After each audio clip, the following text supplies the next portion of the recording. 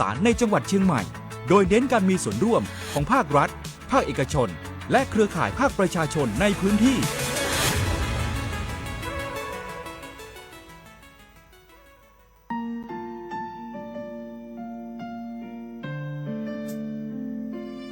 ขอน้อมเกล้าถวายอาลัยสมเด็จพระพันปีหลวงพระแม่แห่งแผ่นดินผู้ทรงเมตตาเหนือเกล้าขอพระองค์เสด็จสู่สวรรคาลัยข้าพระพุทธเจ้าข้าราชการและเจ้าหน้าที่สถานีวิทยุกระจายเสียงแห่งประเทศไทยจังหวัดเชียงใหม่กรมประชาสัมพันธ์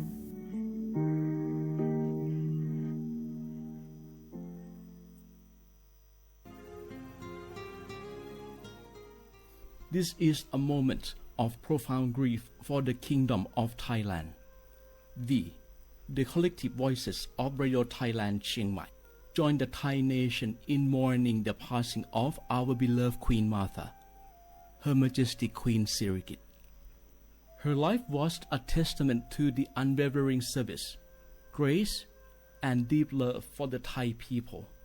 Our humble condolences and thoughts are with His Majesty the King, the royal family, and all the Thai people during this deeply sorrowful time. We will remember her forever.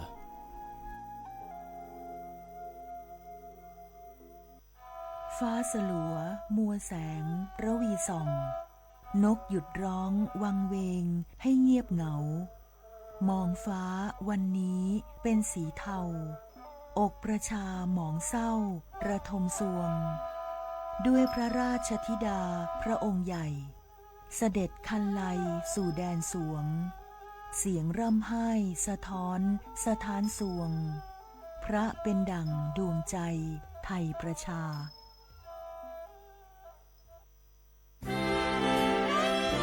ตลอดประวัติศาสตร์ของชาติไทยพระมหากษัตริย์ไทยทรงเป็นพลังศรัทธาทรงทำนุบำรุงและอุปถัมภ์ศาสนาให้เป็นหลักยึดเหนี่ยวจิตใจของประชาชนเป็นแนวทางในการดำเนินชีวิตด้วยความดีงามศาสนาสอนให้คนไทยรู้จักคุณธรรมความดีและความสามัคคีช่วยประคองจิตใจในยามทุกข์เสริมพลังใจในยามเผชิญอุปสรรคเป็นรากฐานสำคัญของสังคมด้วยพระบารมีแห่งพระมหากษัตริย์และศาสนาอันเป็นที่พึ่งทางใจคือพลังศรัทธาที่ล้อมรวมคนไทยทั้งชาติสู่ความมั่นคงสงบสุขและยั่งยืนตลอดไปร่วมเสริมสร้างความรักในสถาบันหลักของชาติโดยสำนักงานประชาสัมพันธ์ที่ 3 กรมประชาสัมพันธ์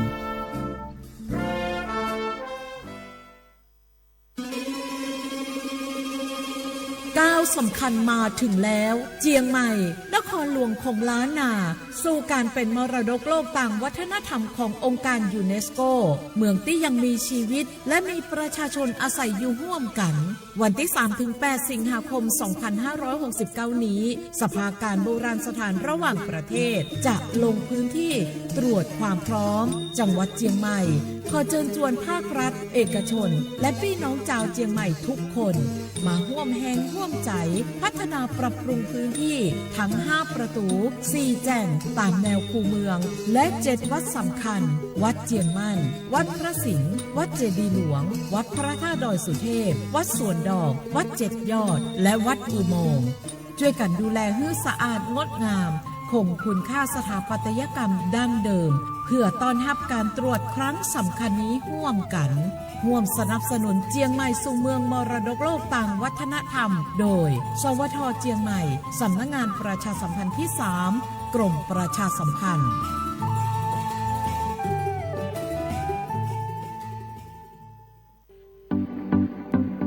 ขอเชิญคุณผู้ฟังพบกับรายการผู้ว่าราชการจังหวัดเชียงใหม่พบประชาชนรายการดีๆที่จะทำให้ทุกคนก้าวทันการพัฒนาจังหวัดเชียงใหม่เป็นประจำทุกวันศุกร์ช่วงเวลา 8 นาฬิกาถึง 9 นาฬิกาที่คลื่น FM 93.25 เมกะเฮิรตซ์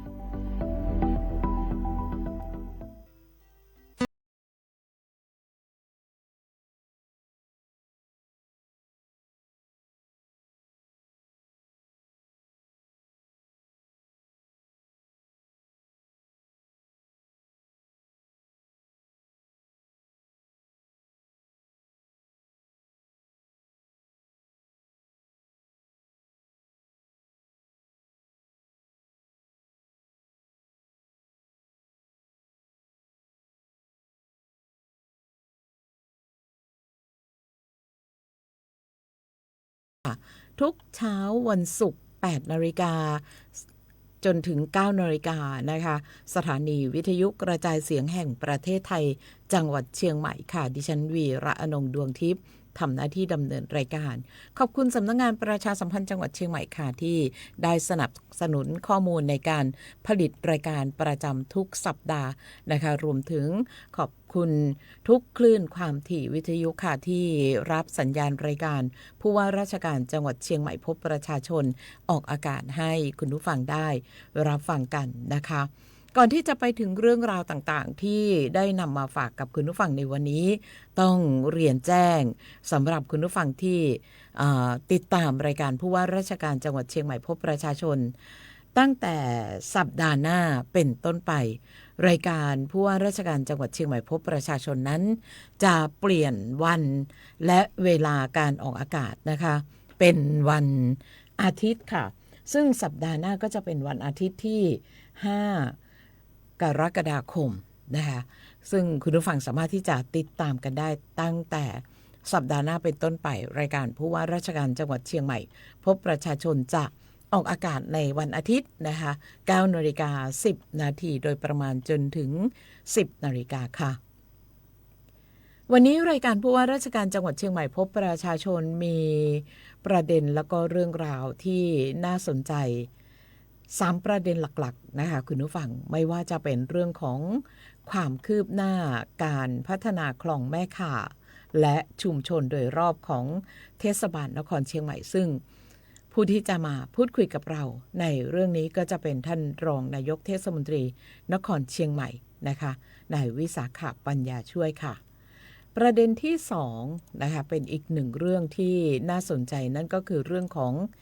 เชียงใหม่1ใน10เมืองที่ดีที่สุดในเอเชียแปซิฟิกประจำปี 2569 นะคะเราจะมาเล่าถึงเรื่องของรางวัล นี้นะคะหรือว่าสิ่งที่เราได้รับในครั้งนี้นะคะในรายละเอียดของเรื่องนี้ก็คือท่านรองผู้อำนวยการการท่องเที่ยวแห่งประเทศไทยสำนักงานเชียงใหม่ค่ะนางธนัญญาเชิดโฉมนะคะและอีกหนึ่งประเด็นที่น่าสนใจก็ยังอยู่ในเรื่องของประเด็นของการท่องเที่ยวนะคะในเรื่องของแฮปปี้เชียงใหม่ค่ะดึงดูดนักท่องเที่ยวสร้างความเชื่อมั่นตลอดช่วงนอกฤดูการท่องเที่ยวนะคะแคมเปญแฮปปี้เชียงใหม่เป็นอย่างไร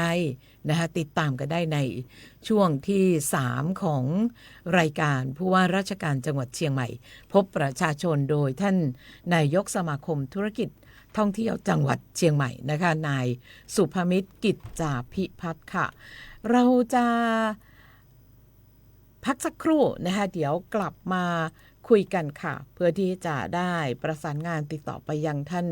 รองนายกเทศมนตรีนครเชียงใหม่ค่ะ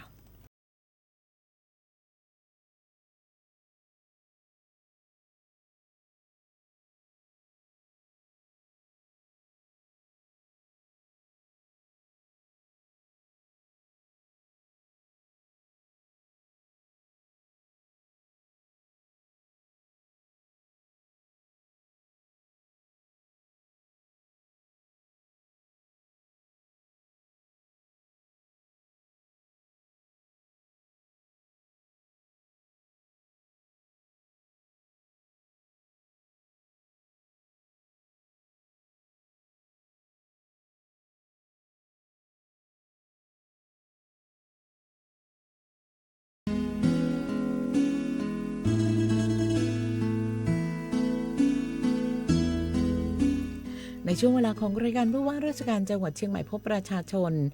ทุกๆเช้าที่เราพบกันนะคะคุณผู้ฟังก็จะมีเรื่องราวข่าวสารดีๆที่จะมาพูดคุยกับคุณผู้ฟังนะคะเอาเป็นว่าเดี๋ยวในช่วง 9:55 นาทีในชั่วโมงหน้านะคะทางสถานีวิทยุกระจายเสียงแห่งประเทศไทยจังหวัดเชียงใหม่ก็จะมีการถ่ายทอดเสียงนะคะรับสัญญาณการถ่ายทอดเสียงพระราชพิธีส่งบำเพ็ญพระราชกุศลปัญญา ขออภัยนะคะปัณรสมวาสนะคะ15 วันใน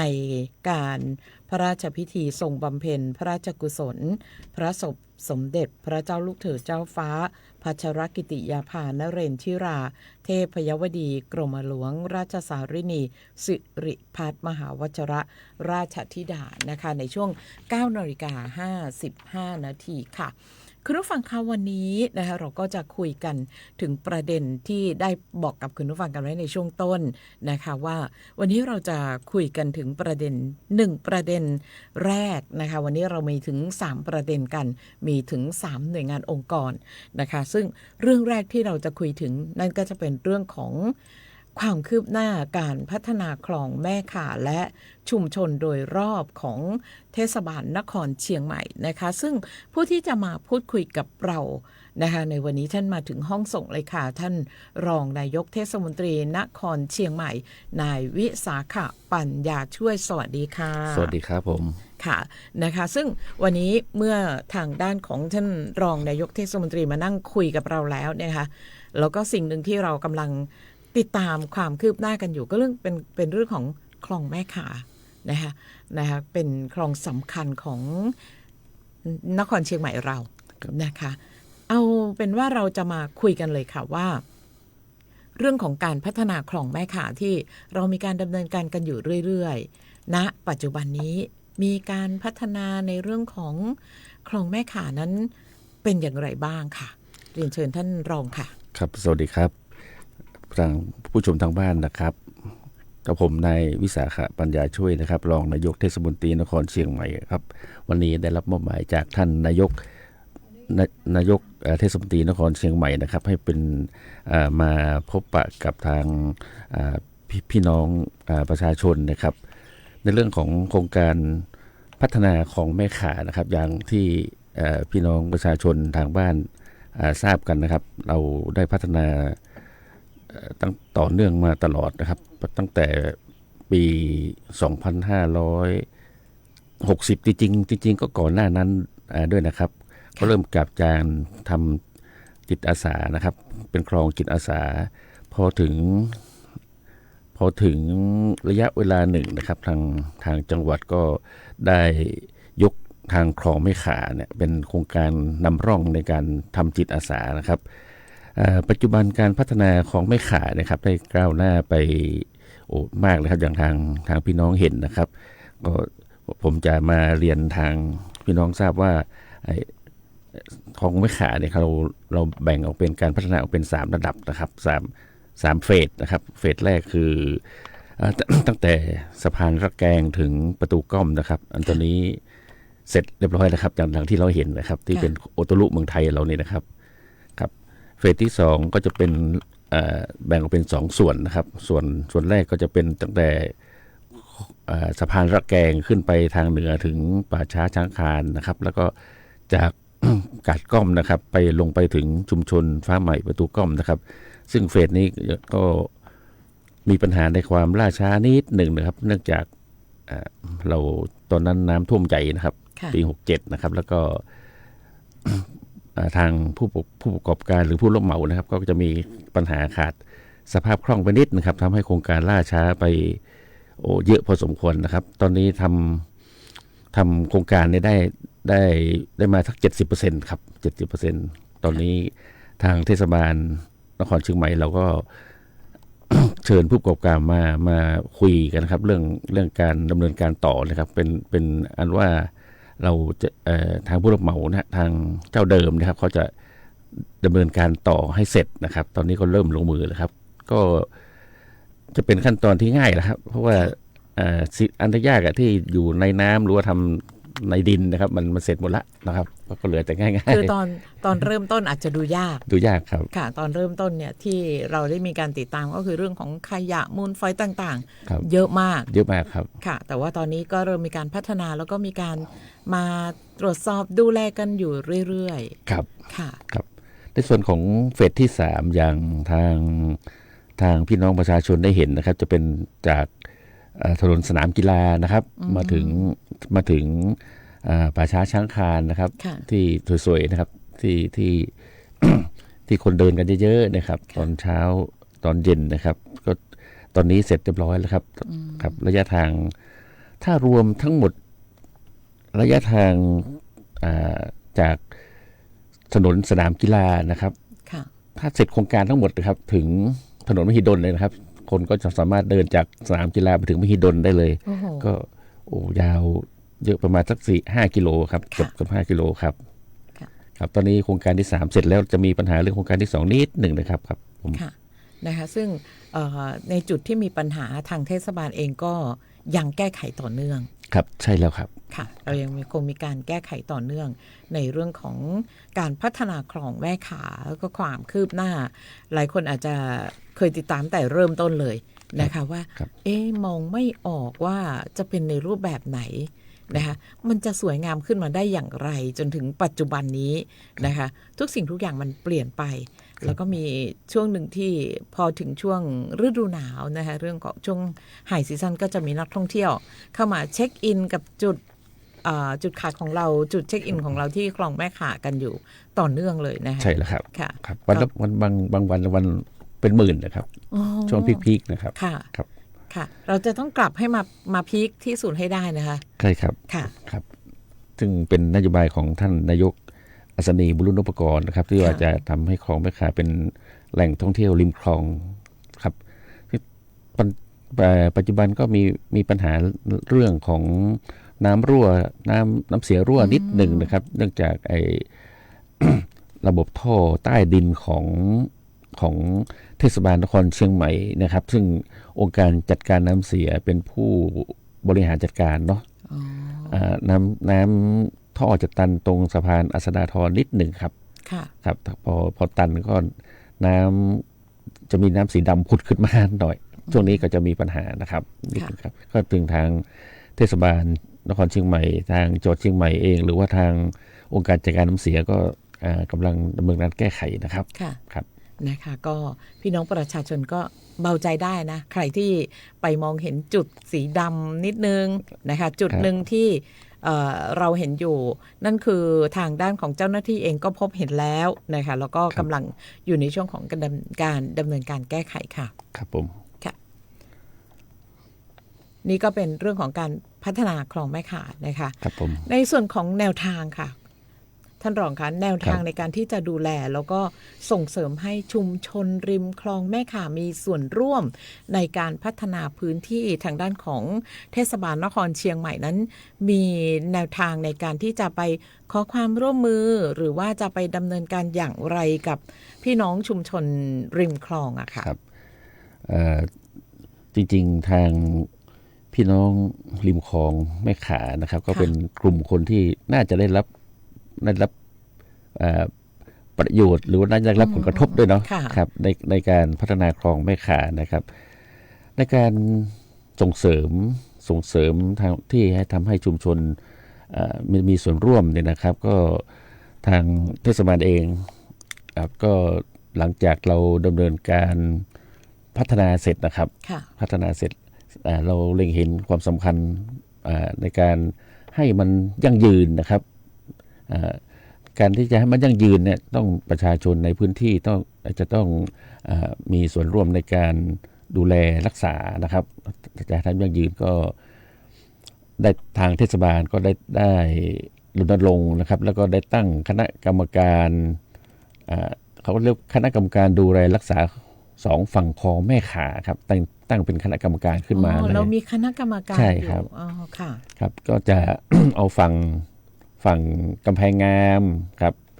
4 คนนะครับฝั่งหัวฝาย4 คนแล้วก็จะมีของเทศบาลนครเชียงใหม่เข้าไปเป็นพี่เลี้ยงให้นะครับก็หน้าที่ของกรรมการก็จะดูแลเรื่องของการค้าขายนะครับเอาคนในชุมชนก่อนนะครับการจัดสีคลองแม่ขานะครับสีทาอาคารต่างๆทารั้วนะครับก็ไม่ให้อยู่ในโทนฉูดฉาดเนาะครับตลอดจนการตั้งล็อกขายของนะครับเราต้องให้เขามีส่วนร่วมเนาะครับตอนนี้เรามีคณะกรรมการดูแลอยู่ครับของคลองแม่ขาฝั่งด้านละแกงนะครับส่วนอนาคต ต่อไปเนี่ยตอนนี้เรากำลังพูดคุยกับทางช้างม้อยนะครับเขาก็จะเป็นลักษณะเดียวกันครับจะให้ทางชุมชนตั้งเป็นคณะกรรมการขึ้นมาดูแลรักษาคลองนะครับเขามีความรู้สึกว่าเขาเป็นเจ้าของเนาะครับ เป็นเจ้าของพื้นที่ เป็นของที่ นะคะ ตื่นมาเขาบางครั้งไม่ต้องรอทางเจ้าที่ของเทศบาลมาเก็บขยะเขาก็จะเก็บกันเองเขากวาดกันเองนะครับ ก็ตอนนี้ทางเทศบาลก็นำร่องทางจะ2ชุมชนเนี่ยครับผม ค่ะจริงๆแล้วพี่น้องชุมชนก็อาจจะต้องคิดว่าเราจะทำยังไงให้บ้านเราดูสะอาดสะอ้านดูน่ามองมีแขกมาเยือนมีใครมาเยี่ยมบ้านเราอะไรอย่างเงี้ยนะคะก็ต้องหาทางที่จะช่วยกันดึงดูดใจนักท่องเที่ยวให้มาเที่ยวบ้านเราให้ได้เยอะที่สุด ครับ ค่ะนั่นก็เป็นการมีส่วนร่วมของ ใช่ พี่น้องในชุมชนนะ ครั คะ บผม เชื่อว่าพี่น้องในชุมชนทุกคนรู้สึกดีนะคะที่เมื่อมีนักท่องเที่ยวมาเดิน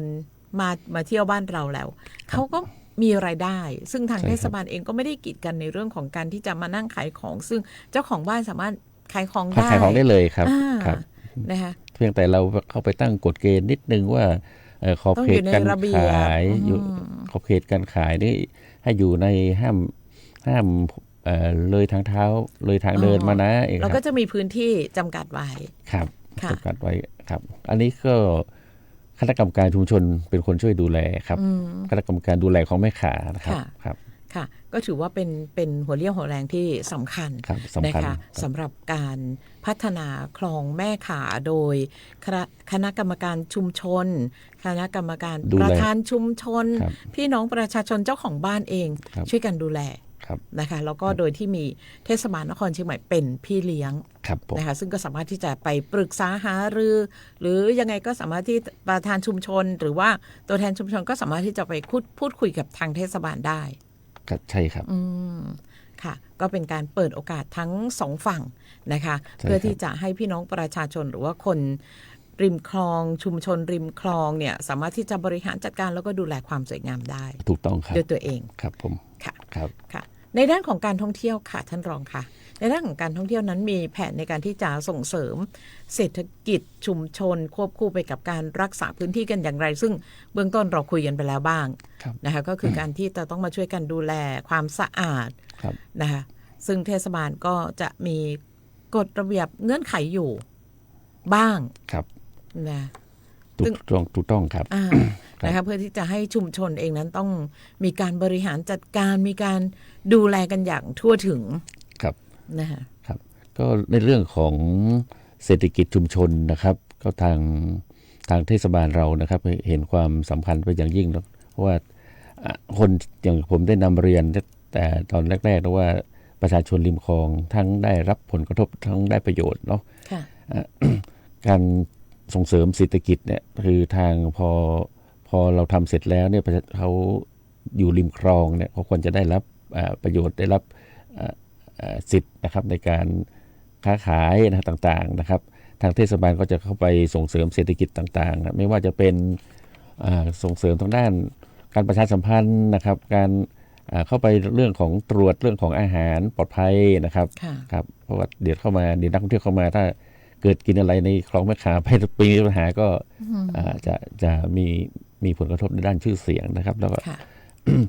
การกระตุ้นเศรษฐกิจต่างๆนะครับ ปัจจุบันนี้นะครับ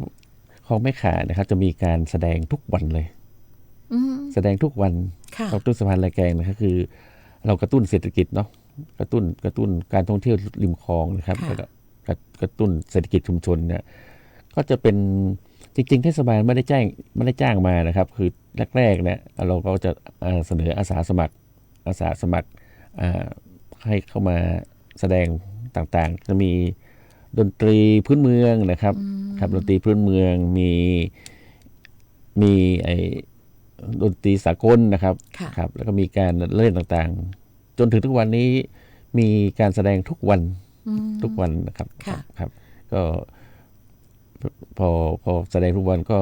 คนเข้ามาเที่ยวเขาก็มีกิจกรรมอะไรที่ได้ดูนะครับครับ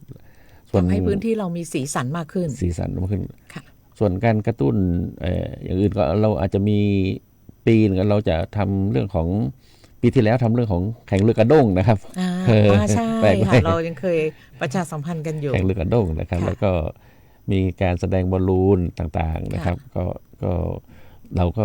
ทำต่อเนื่องนะครับทางเทศบาลนะครับ ค่ะ นอกจากนั้นก็จะเป็นการร่วมมือกับทางหน่วยงานต่างๆนะครับหน่วยงานต่างๆไม่ว่าจะเป็นทางการท่องเที่ยวนะครับ ค่ะ การท่องเที่ยววิไลนาฏศิลป์นะครับ แล้วก็ทางจังหวัดนะครับ แล้วก็ทางหน่วยงานต่างๆเนี่ยหรือหน่วยจิตอาสาต่างๆเนี่ยเขาก็จะมาช่วยทำเรื่องของการกระตุ้นการเศรษฐกิจเนี่ยนะครับ ค่ะ จะมีตลอดเลยครับผม ค่ะนะคะก็ถือว่าเป็นการส่งเสริมนะคะสนับสนุนให้พื้นที่ของชุมชนนะคะเป็นพื้นที่ที่สร้างรายได้แล้วก็เป็นพื้นที่ที่ให้การส่งเสริมในเรื่องของการท่องเที่ยวนะคะ ใช่ครับ โดยเฉพาะในพื้นที่เทศบาลนครเชียงใหม่ซึ่งทางเทศบาลนครเชียงใหม่เองก็เป็นหัวหลักนะคะเป็นหลักในการที่จะดูแลซัพพอร์ตนะคะให้ข้อมูลแล้วก็ช่วยแก้ปัญหาให้กับชุมชนในพื้นที่ให้เป็นพื้นที่ที่สวยงาม นั่นคือคลองแม่ข่าของเชียงใหม่เรานะคะในช่วงท้ายค่ะท่านเรามีอะไรที่จะฝากถึงพี่น้องประชาชนกันบ้างค่ะ ครับทางเทศบาลนครเชียงใหม่จะฝากถึงพี่น้องประชาชนนะครับ ในเรื่องของคลองแม่ข่านะครับก็สิ่งสำคัญเรื่องของความสะอาดเนาะ ค่ะ ความสะอาดก็ขอพี่น้องเราเนี่ยช่วยกันรักษาความสะอาดนะครับ ไม่ทิ้งอะไรลงไปในคลองนะครับ ค่ะ แม้แต่เรื่องของน้ำเสียเองก็ทางเทศบาลตอนนี้ทำท่อเรียบคลองให้หมดแล้วครับก็ไม่ต้องปล่อยลงบนทางเท้าหรือทางเดิน แล้วก็เอาไปจำในท่อของเทศบาลที่ทำระบบให้เรียบร้อยแล้วนะครับ ค่ะ ครับ ค่ะ ครับ ก็อำนวยความสะดวกกันมากขึ้น ครับ นะคะวันนี้ต้องขอบพระคุณท่านรองนายกเทศมนตรีนครเชียงใหม่ค่ะนายวิสาขปัญญาช่วย กับเรื่องของความคืบหน้าการพัฒนาคลองแม่ข่าและชุมชนโดยรอบของเทศบาลนครเชียงใหม่นะคะซึ่งเราเองนะคะถือว่าเป็นพี่น้องประชาชนคนเชียงใหม่ก็อยากจะเห็นเทศบาลนครเชียงใหม่ว่าพื้นที่ในเขตของเทศบาลนครเชียงใหม่ในเมืองเชียงใหม่ของเราเป็นภาพที่สวยงามแล้วก็น่าประทับใจกันต่อไปค่ะวันนี้ต้องขอบพระคุณเป็นอย่างยิ่งนะคะที่เราได้มาพูดคุยกันถึงเรื่องของคลองแม่ข่าหัวใจสำคัญของเมืองเชียงใหม่นะคะ ครับ เราหวังว่าในช่วงนี้หลังจากที่มีการพัฒนาแล้วความสวยงามนะคะสิ่งต่างๆภาพต่างๆก็คงจะเกิดขึ้นอย่างสวยงามกันต่อไป ครับ นะคะ ผม เป็น ครับ ของขวัญให้สำหรับพี่น้องประชาชนคนเชียงใหม่แล้วก็นัก ครับ ท่องเที่ยวนะ ครั คะ บ วันนี้ขอบพระคุณเป็นอย่างยิ่งค่ะ ครับขอบคุณมากครับผม ค่ะ ค ส รับ วัสดีค่ะนะคะนั่นคือช่วงแรกของรายการผู้ว่าราชการจังหวัดเชียงใหม่พบประชาชนนะคะกับเรื่องของการพัฒนาคลองแม่ข่าและชุมชนโดยรอบของเทศบาลนครเชียงใหม่นะคะซึ่งก็ถือว่าเป็นช่วงเวลาที่เราได้ให้การพัฒนาเรารวมถึงเทศบาลนครเชียงใหม่เองก็ให้ความสำคัญกับเรื่องนี้เป็นอย่างมากติดตามความคืบหน้าในขั้นตอนต่อไปซึ่งโอกาสหน้าเราก็คงจะได้กลับมาพูดคุยกันค่ะคุณผู้ฟังพักกันสักครู่เดี๋ยวกลับเข้าสู่ช่วงที่2ของรายการผู้ว่าราชการจังหวัดเชียงใหม่พบประชาชนค่ะก้าวสำคัญมาถึงแล้วเจียงใหม่นครหลวงของล้านนาสู่การเป็นมรดกโลกต่างวัฒนธรรมขององค์การยูเนสโกเมืองที่ยังมีชีวิตและมีประชาชนอาศัยอยู่ร่วมกันวันที่ 3-8 สิงหาคม 2569 นี้สภาการโบราณสถานระหว่างประเทศจะลงพื้นที่ตรวจความพร้อมจังหวัดเจียงใหม่ขอเชิญชวนภาครัฐเอกชนและพี่น้องชาวเจียงใหม่ทุกคนมาร่วมแรงร่วมใจพัฒนาปรับปรุงพื้นที่ทั้ง5ประตู4แจ่งตามแนวคูเมืองและ7วัดสำคัญวัดเจียงมั่นวัดพระสิงห์วัดเจดีย์หลวงวัดพระธาตุดอยสุเทพวัดสวนดอกวัด7ยอดและวัดอุโมงค์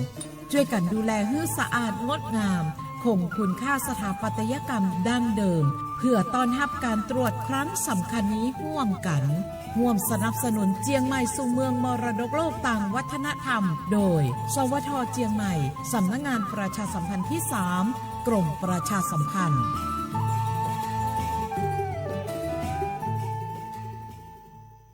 ช่วงนี้ได้ยินคนบ่นกันเยอะเลยนะ เรื่องความไม่โปร่งใสเนี่ย ใช่แต่รู้ไหมล่ะว่าจริงๆแล้วพวกเราช่วยกันได้นะ ทำยังไงหรอ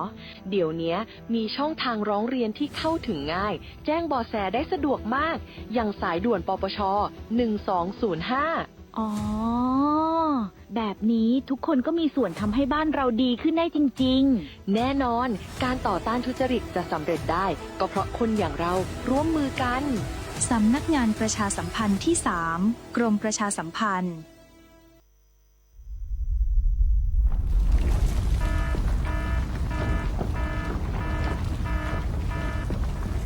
ดูสิรู้สึกสั่นๆพ่อปู่กำลังจะประทับร่างแล้วว้ายสั่นขนาดนี้เข้าแล้วแน่ๆสาธุเข้าอะไรล่ะแผ่นดินไหว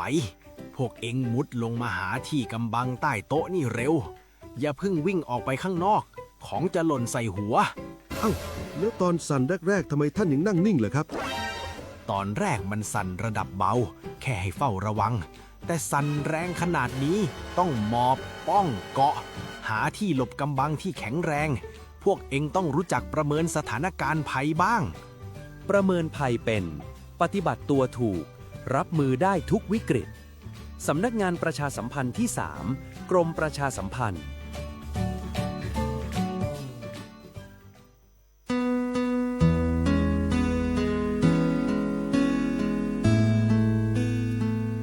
คุณผู้ฟังคะยังอยู่ด้วยกันในช่วงเวลาของรายการผู้ว่าราชการจังหวัดเชียงใหม่พบประชาชนนะคะประเด็นแรกที่เราคุยกันถึงก็เป็นเรื่องของ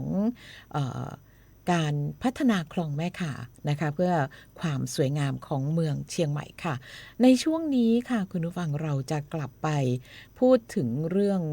ของสิ่งดีๆที่ทางสำนักงานประชาสัมพันธ์จังหวัดเชียงใหม่ได้นำเสนอให้พวกเราได้รับฟังกันนะคะกับช่วงของเล่าเรื่องเมืองเชียงใหม่ค่ะ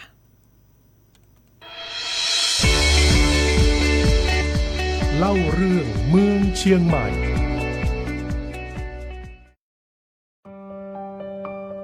เล่าเรื่องเมืองเชียงใหม่ความเคลื่อนไหวที่น่าสนใจของจังหวัดเชียงใหม่ในรอบสัปดาห์เริ่มกันที่การเป็นเจ้าภาพในพิธีบำเพ็ญกุศลถวายพระบรมศพสมเด็จพระนางเจ้าสิริกิติ์พระบรมราชินีนาถพระบรมราชชนนีพันปีหลวงนะครับซึ่งผู้ว่ารัฐพลนราดีศรนำนายกเหล่ากาชาดและคณะผู้บริหารจังหวัดเชียงใหม่เป็นเจ้าภาพในพิธีบำเพ็ญกุศลถวายพระบรมศพพร้อมทั้งวางพวงมาลาเบื้องหน้าพระฉายาลักษณ์สมเด็จพระนางเจ้าสิริกิติ์พระบรมราชินีนาถพระบรมราชชนนีพันปีหลวงณพระที่นั่งดุสิตมหาปราสาทพระบรมมหาราชวังกรุงเทพมหานครเพื่อแสดงความจงรักภักดีและน้อมรำลึกถึงพระมหากรุณาธิคุณอันหาที่สุดมิได้ที่ทรงปฏิบัติพระราชกรณียกิจนานับประการเพื่อประโยชน์สุขของพระสกนิกรชาวไทยและชาวเชียงใหม่ตลอดพระชนชีพวัดเจดีย์หลวงวรวิหารจัดพิธีตาลทรายตาลแตนบูรณวิหารเสาอินทขินโดยผู้ว่ารัฐพลนราดีศรพร้อมด้วยนายกเหล่ากาชาดจังหวัดเชียงใหม่นำพุทธศาสนิกชนชาวเชียงใหม่เข้าร่วมพิธีตาลทรายตาลแตนเพื่อขอขมาและทำบุญอุทิศให้แก่อดีตบูรพกษัตริย์ผู้ปกครองอาณาจักรล้านนาเจ้าอาวาสบูรพาจารย์และผู้อุปถัมภ์วัดเจดีย์หลวงวรวิหารที่ล่วงลับไปตามขนบธรรมเนียมล้านนาก่อนการเริ่มบูรณวิหารเสาอินทขินจากนั้นผู้ว่ารัฐพลนราดีศรได้นำพระสกนิกรชาวเชียงใหม่ร่วมพิธีบำเพ็ญกุศลอุทิศถวายเป็นพระกุศลแด่สมเด็จพระเจ้าลูกเธอเจ้าฟ้าพัชรกิติยาภานเรนทิราเทพพยวดีกรมหลวงราชสารินีสิริพัฒน์มหาวชิรราชธิดาร่วมถวายพระกุศลด้วยความอาลัยและสำนึกในพระเมตตาคุณอันหาที่สุดมิได้และพิธีเจริญจิตภาวนาเนื่องในโอกาสที่เจ้าพระคุณสมเด็จพระสังฆราชทรงเจริญพระชนมายุ99พรรษาในวันที่26มิถุนายน2569สมาคมธุรกิจท่องเที่ยวจังหวัดเชียงใหม่เดินหน้าส่งเสริมการท่องเที่ยวมุสลิมเปิดตัวเชียงใหม่มุสลิมเฟรนลี่2026ซึ่งผู้ว่ารัฐพลนราดีศรได้เป็นประธานเปิดงานครับ สำหรับโครงการเชียงใหม่มุสลิมเฟรนลี่เป็นการต่อยอดความสำเร็จจากการจัดกิจกรรมอาหารฮาลาลเชียงใหม่ที่มุ่งพัฒนาศักยภาพผู้ประกอบการร้านอาหารให้เข้าสู่กระบวนการตรวจรับรองมาตรฐานฮาลาลพร้อมผลักดันโรงแรมที่พักแหล่งท่องเที่ยวและสปาให้มีความพร้อมรองรับนักท่องเที่ยวในรูปแบบมุสลิมเฟรนลี่เพื่อสร้างความเชื่อมั่นและเพิ่มจำนวนนักท่องเที่ยวชาวมุสลิมให้เดินทางมาท่องเที่ยวในจังหวัดเชียงใหม่มากยิ่งขึ้นครับเชียงใหม่ผนึกพลังนักศึกษาจิตอาสาฟื้นฟูเมืองเก่าทาสีปรับภูมิทัศน์เตรียมพร้อมรับการประเมินมรดกโลกสิงหาคมนี้ครับโดยสภาอุตสาหกรรมท่องเที่ยวจังหวัดเชียงใหม่และสภาเมืองเชียงใหม่ร่วมกับมหาวิทยาลัยราชภัฏเชียงใหม่เดินหน้าฟื้นฟูภูมิทัศน์เขตเมืองเก่าเชียงใหม่จัดกิจกรรมแต่งหน้าบ้านทาสีเมืองเชียงใหม่ครั้งที่ 6ได้นำนักศึกษาจิตอาสาจากคณะครุศาสตร์จำนวน120คนลงพื้นที่ปรับปรุงอาคารบ้านเรือนและพื้นที่สาธารณะกว่า54จุดคืนความสะอาดสวยงามและเสริมภาพลักษณ์เมืองประวัติศาสตร์ล้านนาก่อนเข้าสู่การตรวจประเมินเพื่อขึ้นทะเบียนมรดกโลกในเดือนสิงหาคมนี้ครับรองผู้ว่าบุญลือธรรมธรานุรักษ์ให้การต้อนรับนางลุยชาราแกเอกอัครราชทูตสหภาพยุโรปประจำประเทศไทยและคณะในโอกาสมาเข้าเยี่ยมคารวะเพื่อแนะนำตัวและหารือแลกเปลี่ยนข้อมูลร่วมกัน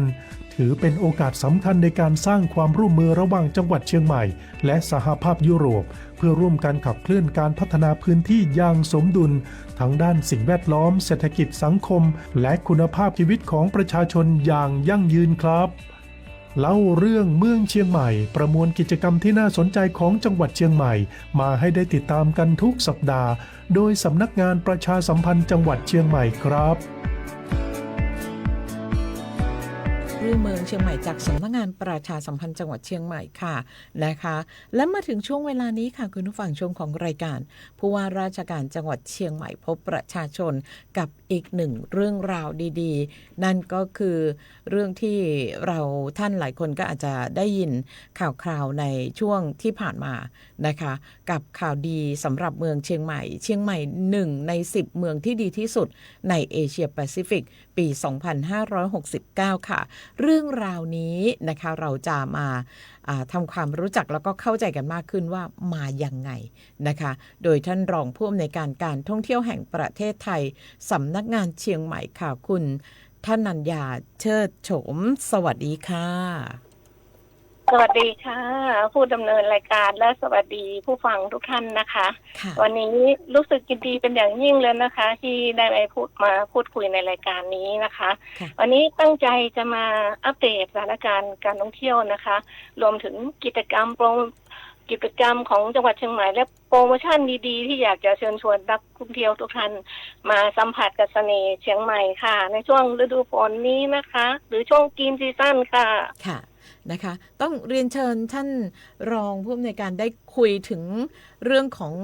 เชียงใหม่1ใน10เมืองที่ดีที่สุดในเอเชียแปซิฟิกน่าดีใจสำหรับคนเชียงใหม่นะคะให้เล่าถึงเรื่องของการที่จังหวัดเชียงใหม่นั้นได้รับการจัดอันดับในครั้งนี้อะค่ะว่าเป็นยังไงบ้างรวมถึงเล่าถึงสถานการณ์การท่องเที่ยวของจังหวัดเชียงใหม่ในช่วงกรีนซีซั่นเป็นอย่างไรค่ะเรียนเชิญค่ะนับว่าเชียงใหม่น่ะเป็นข่าวดีมากเลยนะคะที่ได้จัดอันดับเป็น1ใน10เมืองที่ดีที่สุดของภูมิภาคเอเชียแปซิฟิกเลยนะคะเป็นความภาคภูมิใจของชาวเชียงใหม่เลยนะคะก็ด้วยเมื่อวันที่17มิถุนายนที่ผ่านมานะคะก็นิตยสาร Travel Advisor South Asia ฮ่องกงมาเก๊านะคะได้ประกาศรางวัลLuxury Award Asia Pacific ปีนี้นะคะซึ่งรางวัลนี้เป็นรางวัลอันทรงเกียรติด้านการท่องเที่ยวและโรงแรมในภูมิภาคเอเชียแปซิฟิกเลยนะคะโดยในปีนี้จังหวัดเชียงใหม่ติดอันดับค่ะเป็น1ใน10เมืองที่ดีที่สุดค่ะในภูมิภาคเอเชียและแปซิฟิกนะคะอันนี้อ้างอิงจากการโหวตของผู้อ่านและนักท่องเที่ยวทั่วโลกเลยนะคะก็อันนี้รางวัลที่เชียงใหม่ได้รับการจัดลำดับในครั้งนี้นะคะก็สะท้อนเห็นว่าเชียงใหม่เราเนี่ยมีศักยภาพและมีเสน่ห์ของเชียงใหม่น่ะได้รับการยอมรับของนักท่องเที่ยวทั่วโลกเลยนะคะ ก็เหตุผลสำคัญที่นักท่องเที่ยวโหวตให้จังหวัดเชียงใหม่ติดอันดับในครั้งนี้นะคะนักท่องเที่ยวมองว่าเชียงใหม่นะมีเสน่ห์ค่ะมีความโดดเด่นด้านวัฒนธรรมล้านนามีวิถีชีวิตธรรมชาติที่งดงามนะคะแล้วก็ที่สำคัญนะคะผู้คนมีอัธยาศัยไมตรีและมีบริการที่เป็นเลิศด้วยค่ะแล้วก็เป็นเมืองที่มีไลฟ์สไตล์และเป็นเมืองเศรษฐกิจสร้างสรรค์ที่สามารถเป็นต้นแบบของเมืองที่ผสานโลกธุรกิจและก็การพักผ่อนเข้าด้วยกันอย่างสมบูรณ์แบบเลยค่ะก็เหตุผลดังกล่าวนี่นะคะก็จะเป็นเครื่องยืนยันว่าเชียงใหม่คือเมืองที่มีเสน่ห์ระดับโลกเลยนะคะมีความพร้อมต้อนรับนักท่องเที่ยวนะคะก็รางวัลนี้ก็จะช่วยสร้างภาพลักษณ์ของจังหวัดเชียงใหม่ในฐานะจุดหมายปลายทางสำคัญของนักท่องเที่ยวทั่วโลกเลยนะคะแล้วก็ยังสร้างความเชื่อมั่นให้นักท่องเที่ยวใฝ่ฝันที่จะมาเดินทางมารวมถึงนักลงทุนและผู้ประกอบการทั่วโลกนะคะที่ครั้งหนึ่งอยากจะมาเยือนที่จังหวัดเชียงใหม่อะค่ะค่ะในช่วงของกรีนซีซั่นนี้ค่ะเชียงใหม่เรื่องของสถานการณ์การท่องเที่ยวในเชียงใหม่เป็นยังไงบ้างคะในช่วงนี้นะคะนับได้ว่าเป็นช่วงโลซีซั่นของจังหวัดเชียงใหม่ค่ะประกอบกับช่วงที่ผ่านมาน่ะมีผลกระทบจากสถานการณ์ความไม่สงบในตะวันออกกลางและความผันผวนของเศรษฐกิจโลกนะคะก็ส่งผลให้ความเชื่อมั่นและการตัดสินใจเดินทางของนักท่องเที่ยวบางกลุ่มนะคะก็จำนวนนักท่องเที่ยวก็บางตาลงนะคะเมื่อเทียบกับช่วงไฮซีซั่นที่ผ่านมาค่ะแต่อย่างไรก็ดีนะคะในช่วงกินซีซั่นนี้จังหวัดเชียงใหม่ก็ยังได้รับความนิยมจากนักท่องเที่ยวทั้งชาวไทยและชาวต่างชาตินะคะโดยเฉพาะนักท่องเที่ยวที่มองหาประสบการณ์การท่องเที่ยวที่แตกต่างเน้นการพักผ่อนอย่างแท้จริงด้วยนะคะก็ช่วงกินซีซั่นนี้นะคะก็เป็นอีกช่วงหนึ่งที่เหมาะสำหรับนักท่องเที่ยวที่ต้องการเดินทางมาสัมผัสจังหวัดเชียงใหม่ในมุมมองที่แตกต่างค่ะรับรองว่าประทับใจแน่นอนค่ะเพราะช่วงนี้เชียงใหม่มีธรรมชาติสวยงามมากเลยนะคะเขียวขจีอุดมสมบูรณ์ที่สุดเลยค่ะใช่ค่ะแล้วก็นักท่องเที่ยวที่เดินทางมาช่วงนี้ก็จะได้สัมผัสกับบรรยากาศที่เงียบสงบนะคะ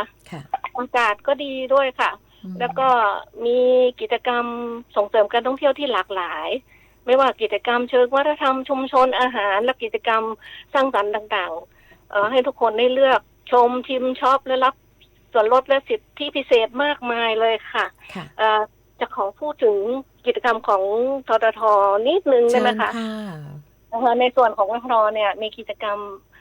มีภารกิจหลักๆนะคะก็คือส่งเสริมการตลาดและประชาสัมพันธ์การท่องเที่ยวของประเทศนะคะโดยในช่วงนี้นะคะกินซีซั่นนี้ได้เดินหน้าจัดกิจกรรมกระตุ้นการท่องเที่ยวในช่วงกินซีซั่นนะคะก็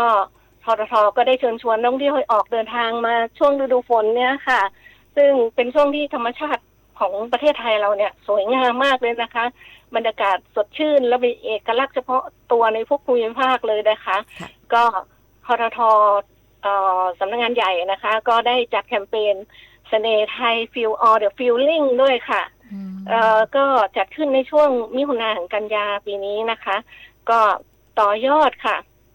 กระแสภาพยนตร์โฆษณา Feel All the Feeling โดยนำพลังซอฟต์พาวเวอร์ของน้องลิซ่านะคะลิสามโนบาลนะคะซึ่งเป็น Amazing Thailand Grand Ambassador มาส่งเสริมเสน่ห์ของประเทศไทยแล้วนะคะสร้างแรงบันดาลใจให้เกิดการเดินทางท่องเที่ยวพร้อมกับสร้างรายได้เข้าสู่ระบบเศรษฐกิจของไทยด้วยค่ะโดยโครงการนี้นะคะในพื้นที่จังหวัดเชียงใหม่เนี่ยค่ะทางททสำนักงานเชียงใหม่ก็ได้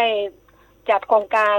สอดคล้องกับโครงการ Feel All the Feeling ของททส่วนกลางนะคะก็ได้ร่วมกับหน่วยงานภาครัฐและเอกชนสมาคมชมรมผู้ประกอบการท่องเที่ยวในเชียงใหม่นะคะจัดงานหนึ่งค่ะก็อยากแนะนำชวนทุกท่านมาท่องเที่ยวกันนะคะชื่องานลานนาเรเนซองส์นะคะในระหว่างวันที่1 กรกฎาคมถึง31 สิงหาคม 2569 นี้ค่ะฟังดูแล้วก็น่ามาเที่ยวไหมคะค่ะก็จริงๆแล้วเชียงใหม่เรามีเรื่องของการท่องเที่ยวเยอะแยะมากมายมีงานต่างๆคือเชียงใหม่เที่ยวได้ทุกวันใช่ค่ะโดยเฉพาะงานนี้นะคะก็ททท.เชียงใหม่ก็ตั้งใจว่าจะ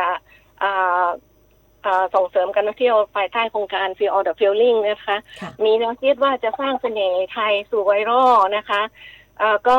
ยกระดับอัตลักษณ์ล้านนานะคะยกระดับกิจกรรมของจังหวัดเชียงใหม่ให้มีความร่วมสมัยในระดับสากลค่ะก็อันนี้ก็ได้นำอัตลักษณ์ของล้านนาของเชียงใหม่เราเนี่ยนะคะมาตีความใหม่ค่ะ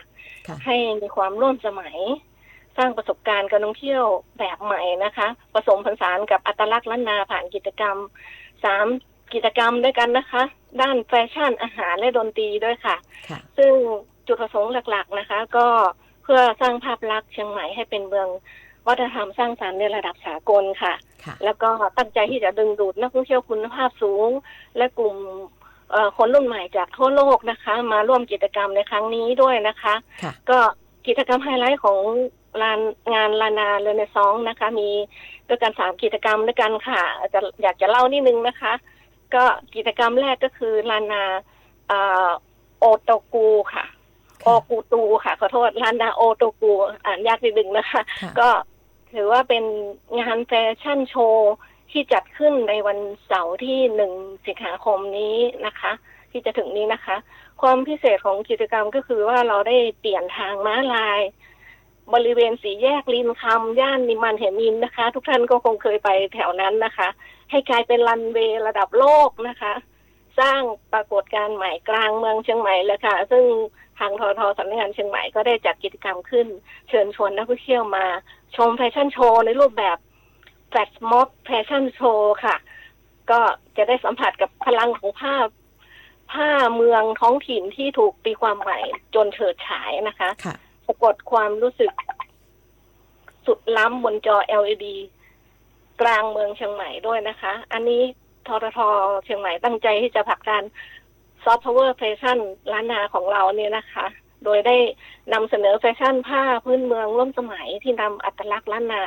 และผลงานของห้องเสื้อและนักออกแบบในจังหวัดเชียงใหม่นะคะมาผสมผสานศิลปะพื้นถิ่นเข้ากับแฟชั่นระดับสากลค่ะอันนี้ก็จะช่วยสะท้อนภาพลักษณ์ของล้านนายุคใหม่ในที่ร่วมสมัยสร้างสรรค์เปี่ยมด้วยเสน่ห์อันเป็นเอกลักษณ์อันนี้ก็อยากเชิญชวนทุกท่านห้ามพลาดเลยนะคะวันที่1 สิงหาคมนี่ค่ะกิจกรรมแรกเนาะกิจกรรมที่2นะคะชื่อกิจกรรมลานาโอมาซาเกะค่ะหรือ Feel All the Taste กิจกรรมนี้นะคะก็มุ่งชวนให้นักท่องเที่ยวมาสัมผัสกับรสชาติร้านนาในมิติใหม่ค่ะรสชาติของอาหารนะคะก็ผ่านประสบการณ์การรับประทานอาหารที่แปลกใหม่ค่ะและเรื่องราวแบบไฟน์ไดนิ่งนะคะมีเรื่องเล่าด้วยนะคะในระหว่างทานอาหารในท่ามกลางบรรยากาศสุดเอ็กซ์คลูซีฟเลยค่ะ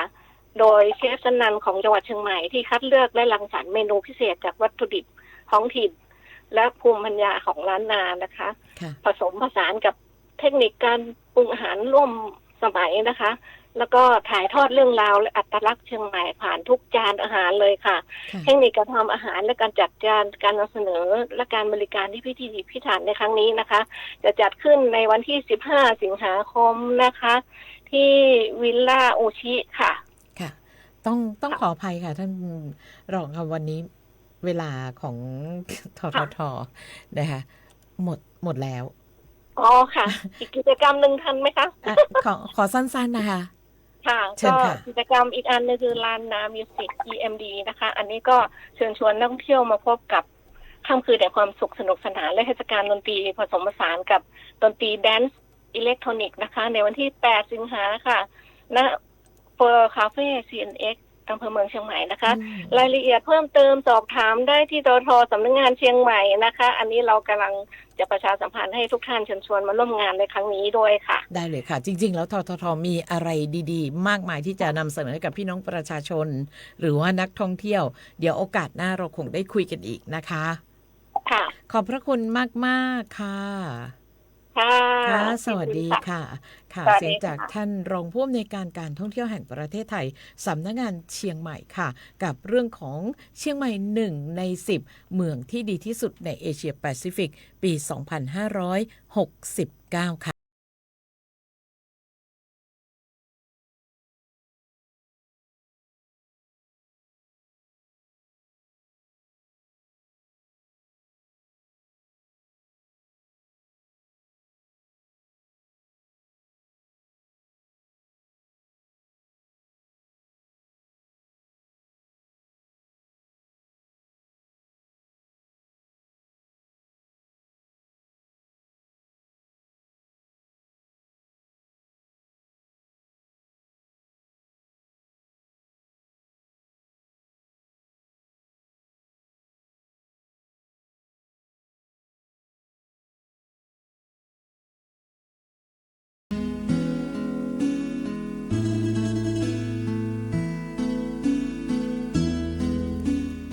ยังอยู่ด้วยกันนะคะคุณผู้ฟังกับช่วงเวลาของรายการผู้ว่าราชการจังหวัดเชียงใหม่พบประชาชนและอีกหนึ่งเรื่องที่น่าสนใจเรายังคงอยู่ในเรื่องของการท่องเที่ยวนะคะแพ็กเกจดีๆ Happy เชียงใหม่ค่ะจะดึงดูดนักท่องเที่ยวแล้วก็สร้างความเชื่อมั่นในช่วงของการท่องเที่ยวแคมเปญ Happy เชียงใหม่เป็นอย่างไรเราได้เรียนเชิญท่านนายกสมาคมธุรกิจท่องเที่ยวเชียงใหม่นะคะนายสุภมิตรกิจจาภิพาสตอนนี้ท่านอยู่ในสายกับเราแล้วสวัสดีค่ะสวัสดีค่ะครับสวัสดีครับค่ะนะคะวันนี้ได้คุยกับท่านนายกค่ะคุยกันถึงเรื่องของแคมเปญ Happy เชียงใหม่ค่ะท่านนายกค่ะเราจะคุยกันถึงเรื่องของแคมเปญนี้เกิดขึ้นได้อย่างไรรวมถึงนักท่องเที่ยวที่มาเชียงใหม่นั้นจะได้รับประโยชน์อะไรกันบ้างค่ะเรียนเชิญค่ะครับโครงการ Happy เชียงใหม่นะครับก็เป็นความร่วมมือของสมาคมธุรกิจท่องเที่ยวจังหวัดเชียงใหม่นะครับกับทางจังหวัดแล้วก็ตลอดจนผู้ประกอบการในเชียงใหม่นะครับได้รวมกันนะครับในการทำโปรโมชั่นพิเศษในช่วงกีดซีซั่นครับแล้วก็มีการโปรโมทออกไปในสื่อต่างๆทั้งในประเทศและต่างประเทศครับก็ได้รับการสนับสนุนจากทั้งทางจังหวัดแล้วก็ทางปตท.สำนักงานเชียงใหม่แล้วก็ทางท่องเที่ยวและกีฬาจังหวัดเชียงใหม่นะครับร่วมกันสนับสนุนครับแล้วก็ทางการท่าเองก็ช่วยนะครับหลายหน่วยหลายองค์กรครับช่วยกันตรงนี้ครับค่ะนะคะซึ่งแคมเปญ Happy เชียงใหม่นั้นจะเกิดประโยชน์อะไรกับนักท่องเที่ยวหรือว่าคนที่อยู่ในเชียงใหม่บ้างคะจริงๆก็สำหรับนักท่องเที่ยวนะครับก็จะได้รับโปรโมชั่นพิเศษนะครับดีๆจากผู้ประกอบการทั้งแหล่งท่องเที่ยวทั้งโรงแรมที่พักนะครับบูติกต่างๆหรือแม้กระทั่งแหล่งท่องเที่ยวไม่ว่าจะเป็นปางช้างนะครับคาเฟ่นะครับร้านอาหารก็เรียกว่าผู้ประกอบการผู้ประกอบการทุกฝ่ายนะครับในเชียงใหม่ก็มารวมกันแล้วก็ทำโปรโมชั่นดีๆตรงนี้ครับจริงๆแล้วเนี่ยนักท่องเที่ยวเนี่ยถ้าเข้ามาในเชียงใหม่แล้วก็จะมีการวางโปรแกรมในการท่องเที่ยวไม่ว่าจะเป็นตามปางช้างคาเฟ่ต่างๆการท่องเที่ยวตามแหล่งธรรมชาติที่ท่านนายกพูดถึงซึ่งก็จะเข้ามาเกี่ยวเนื่องแล้วก็ได้รับสิทธิพิเศษจากแคมเปญ Happy เชียงใหม่อยู่แล้วใช่ไหมคะค่ะใช่ครับก็เป็นการมอบโปรโมชั่นพิเศษต่างๆนะครับแล้วก็เป็นที่สำคัญก็คือในเรื่องของการประชาสัมพันธ์ให้จังหวัดเชียงใหม่เป็นที่รู้จักของกับนักท่องเที่ยวทั้งชาวไทยและต่างชาติเพิ่มมากขึ้นครับค่ะในช่วงกรีนซีซั่นนี้ค่ะท่านนายกค่ะอยากจะเชิญชวนให้นักท่องเที่ยวมาเที่ยวเชียงใหม่กันยังไงบ้างในช่วงกรีนซีซั่นมีข้อแนะนำอะไรไหมคะจริงๆอย่างเราอยู่เชียงใหม่เองเราจะทราบดีว่าช่วงฤดูฝนนะครับช่วงกรีนซีซั่นเป็นช่วงที่น่าเข้ามาเที่ยวมากนะครับเพราะอากาศก็ดีนะครับทุกอย่างบรรยากาศก็ดีนะครับแล้วก็ผู้คนก็พอดีไม่มากเกินไปนะครับก็อยากจะเรียนเชิญนักท่องเที่ยวนะครับทั้งชาวไทยและต่างชาติก็ลองเข้ามาจังหวัดเชียงใหม่นะครับเที่ยวในช่วงกรีนซีซั่นดูครับค่ะพอจะมีสถานที่ท่องเที่ยวหรือว่าแนวทางของสถานที่ท่องเที่ยวจะแนะนำไหมคะโอ้โหจริงๆคือเยอะมากใช่ไหมเยอะมากเชียงใหม่คือแล้วแต่เลยว่าเราอยากจะมาในรูปแบบไหนนะครับไม่ว่าจะเป็นธรรมชาติหรือเช็คอินตามคาเฟ่ร้านอาหารนะครับซึ่งตอนนี้เชียงใหม่เองผมว่าเรามีทุกอย่างที่จะซัพพอร์ตนักท่องเที่ยวได้นะครับรวมถึงเราก็จะอย่างณตอนนี้เองทางสมาคมเองเราก็โปรโมทในเรื่องของมุสลิมเฟรนลี่นะครับก็มีแหล่งร้านอาหารร้านที่ขึ้นชื่อต่างๆในจังหวัดเชียงใหม่นะครับแนะนำครับอย่างเช่นในพื้นที่ไหนบ้างคะตอนนี้เราโฟกัสในอำเภอเมืองนะครับแล้วก็ใกล้เคียงแต่ถามในอนาคตเนี่ยเราก็วางไว้ว่าเราจะท ำในเรื่องของมุสลิมเฟรนลี่กระจายไปทั้งหลายๆอำเภอในจังหวัดเชียงใหม่ครับค่ะนะคะเชื่อว่านักท่องเที่ยวในอนาคตหรือวันต่อๆไปจะต้องได้เห็นความสะดวกสบายในทางด้านของการท่องเที่ยวการทานอาหารการพักผ่อนของท่านในพื้นที่จังหวัดเชียงใหม่ที่จะพร้อมอำนวยความสะดวกมากขึ้นครับผมค่ะค่ะท่านนายกมีอะไรที่อยากจะเชิญชวนให้นักท่องเที่ยวมาเที่ยวจังหวัดเชียงใหม่ส่งท้ายกันสักนิดนึงค่ะอย่างที่เรียนนะครับว่าเชียงใหม่เองนะครับในช่วงกีนซีซั่นเองเนี่ยมันเป็นมีบรรยากาศที่เรียกว่าพิเศษไปอีกแบบหนึ่งก็อยากจะเชิญนะครับนักท่องเที่ยวทั้งชาวไทยและต่างชาติเข้ามาเยี่ยมชมในจังหวัดเชียงใหม่นะครับแล้วก็เข้ามาดูใน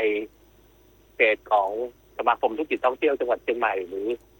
เข้าโครงการแฮปปี้เชียงใหม่ซึ่งเรามีโปรโมชั่นพิเศษมากมายนะครับในช่วงปีซีซั่นซึ่งปีนี้เราถือว่าเป็นปีแรกในการคิกออฟแล้วปีหน้าปีต่อๆไปเราก็จะทำให้มันดียิ่งขึ้นครับค่ะนะคะก็ถือว่าเป็นโอกาสที่ดีแล้วก็เป็นแพ็กเกจดีๆสำหรับนักท่องเที่ยวที่จะมาเที่ยวเชียงใหม่ของเรากับแคมเปญ Happy เชียงใหม่นะคะซึ่งสามารถติดตามรายละเอียดเพิ่มเติมของแคมเปญนี้ได้ที่ไหนบ้างคะที่เข้าไปดูได้นะครับในเพจสมาคมธุรกิจท่องเที่ยวจังหวัดเชียงใหม่นะครับได้เลยครับนะครับหรือเซิร์ชคำว่า Happy เชียงใหม่ก็จะมีรายละเอียดครับนะคะก็ถือว่าเป็นอีกหนึ่งช่องทางของการอำนวยความสะดวกสำหรับการวางแผนวางโปรแกรมในการพักผ่อนท่องเที่ยวของทุกท่านวันนี้ต้องขอบพระคุณท่านนายกสมาคมธุรกิจท่องเที่ยวจังหวัดเชียงใหม่นายสุภมิตรกิจจาภิพัฒน์ขอบคุณเป็นอย่างยิ่งค่ะเราพบกันใหม่ในโอกาสต่อไปนะคะสวัสดีค่ะสวัสดีครับสวัสดีครับค่ะนะคะวันนี้รายการผู้ว่าราชการจังหวัดเชียงใหม่พบประชาชนนะคุณผู้ฟังเราคุยกันถึง3ประเด็นไม่ว่าจะเป็นเรื่องของความคืบหน้าการพัฒนาคลองแม่ข่าและชุมชนโดยรอบของเทศบาลนครเชียงใหม่โดยท่านรองนายกเทศมนตรีนครเชียงใหม่นายวิสาขปัญญาช่วยนะคะรวมถึงทางด้านของเรื่องของเชียงใหม่1ใน10เมืองที่ดีที่สุดในเอเชียแปซิฟิกปี 2569 โดยท่านรองผู้อำนวยการท่องเที่ยวแห่งประเทศไทยสำนักงานเชียงใหม่นะคะนางทนัญญาเชิดโฉมซึ่งจริงๆแล้วมีอีกหลายเรื่องที่น่าสนใจในเรื่องของการท่องเที่ยวและปิดท้ายนะคะที่แคมเปญดีๆ Happy เชียงใหม่สนใจใน